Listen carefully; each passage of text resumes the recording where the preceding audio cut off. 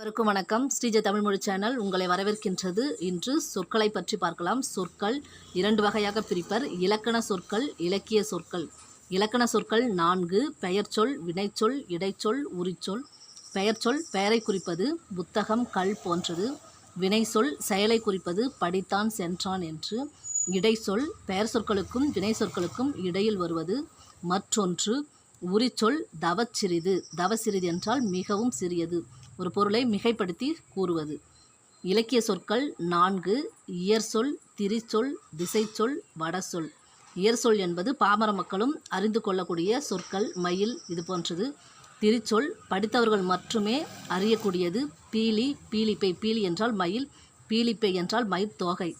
திசைச்சொல் ஒவ்வொரு திசைக்கேற்றாற்போல் அவர்கள் கூறுகின்ற சொற்கள். கேலி. வடசொல் கமலம். உங்களுக்கு பிடிச்சிருக்கோம், லைக் பண்ணுங்கள், சப்ஸ்கிரைப் பண்ணுங்கள். நன்றி, வணக்கம்.